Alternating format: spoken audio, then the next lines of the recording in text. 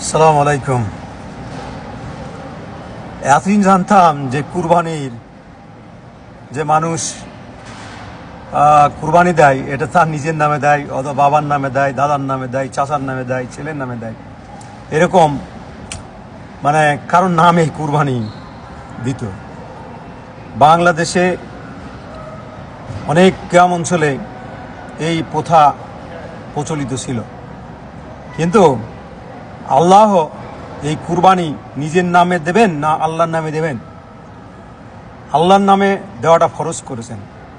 এটা আজকে কোরআনের আয়াত আল্লাহ তাআলা কোথায় বলেছেন, এবং আমাদের নবী করিম সাল্লাল্লাহু আলাইহি সাল্লাম হাদিসের মধ্যে কোথায় বলেছেন যে আল্লাহর নামে কুরবানি হবে, মানুষের নামে নয়।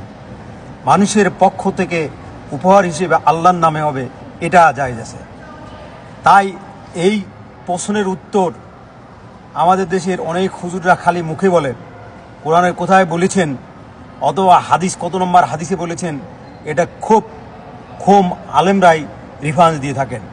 কিন্তু আমি আজকে আল কোরআনের পবিত্র কোরআন থেকে আমি একদম আল্লাহ কি বলেছেন স্পষ্টভাবে সে আয়াত তুলে ধরব, এবং আমাদের নবী করিম সাল্লাল্লাহু আলাইহি ওয়াসাল্লাম কুরবানি কার নামে হবে এটা সম্পর্কে কি বলেছেন সেটাও আমি হাদিস থেকে রেফারেন্স সহকারে ইনশাআল্লাহ তুলে ধরব। এখন কোরআনের সূরা আল কাউসার, এটা হচ্ছে 108 নম্বর সূরার 2 নম্বর আয়াতে আল্লাহ বলেছেন যে অতএব আপনার পালনকর্তার উদ্দেশ্যে সালাত আদায় করুন এবং কুরবানি করুন।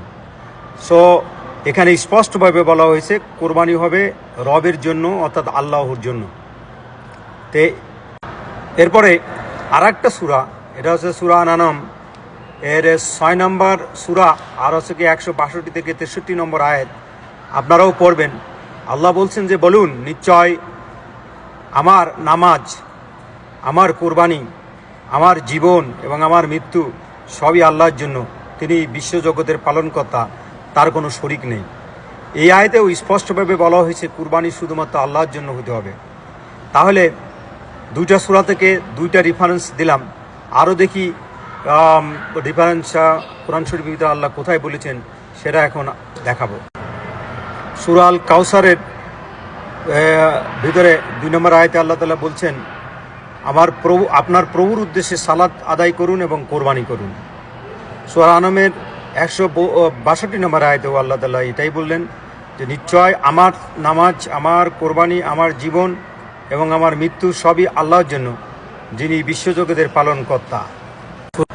সূরা হাজের ভিতরে সূরা আল হাজ 22 নম্বর সূরার 34 নম্বর আয়াতে আল্লাহ বলছেন, আর আমি প্রত্যেক সম্প্রদায়ের জন্য কোরবানিকে ইবাদতের অংশ হিসেবে নির্ধারণ করেছি, যাতে তারা জীবিকা হিসেবে যে গবাদি পশু তাদেরকে দিয়েছি তা জবাই করার সময় আল্লাহর নাম স্মরণ করে। তাহলে এখানেও স্পষ্টভাবে আল্লাহ তাআলা এই কুরবানির সময় যে কুরবানির পশুকে জবাই করার সময় আল্লাহর নামকেই স্মরণ করতে বলেছেন। এখানে কোনো ব্যক্তির নাম, বাবার নাম, ছেলের নাম, দাদার নাম এগুলোর কথা উল্লেখ করেন নাই। এরপরে আমরা দেখব আমাদের নবী করিম সাল্লাল্লাহু আলাইহি ওয়াসাল্লাম হাদিসের ভিতরে কি বলেছেন, আল্লাহ রাসূল কি বলেছেন হাদিসের ভিতরে এবার আমরা দেখব ইনশাআল্লাহ। রাসূলুল্লাহ সাল্লাল্লাহু আলাইহি ওয়াসাল্লাম তিনি কুরবানি দেওয়ার সময় কি বলেছেন সেটা হাদিস থেকে শুনবো। এটা সহিহ মুসলিমের হাদিস।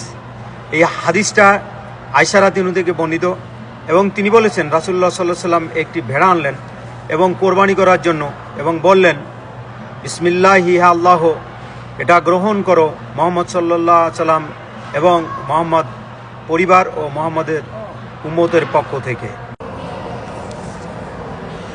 মহান আল্লাহ এবং তার রাসূলুল্লাহ সাল্লাল্লাহু আলাইহি ওয়াসাল্লাম, যেহেতু আল্লাহ কোরআন শরীফের ভিতরে বলেছেন যে মহান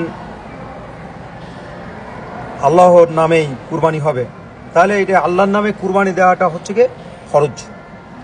মহান আল্লাহ তাআলার নামে কুরবানি দেওয়া যেহেতু উনি আদেশ করেছেন, সেটা এটার জন্য আল্লাহর নামে দেওয়া হচ্ছে ফরজ, এবং এটা রেফারেন্স দিলাম কোরআন থেকে।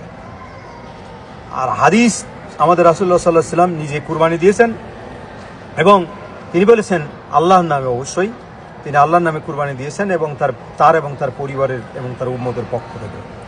তাহলে স্পষ্ট যে কারোর নামে কুরবানি নেওয়া এটা জায়েজ না, এটা হারাম কাজ হয়ে যাবে। কারণ নাম আল্লাহ তাআলা চান, আল্লাহর নামে কুরবানি নিতে হবে, এটা ফরজকে অস্বীকার করা সে কাফির হয়ে যাবে। অতএব ফরজকে কখনোই অস্বীকার করা যাবে না। আর আল্লাহ রাসূলুল্লাহ সাল্লাল্লাহু আলাইহি ওয়াসাল্লাম নিজেও কুরবানি দিয়েছেন এবং আয়েশা রাদিয়াল্লাহু থেকে একটা স্পষ্ট হাদিসও আমরা পড়লাম। তাই কুরবানিটা মহান আল্লাহর নামেই হতে হবে।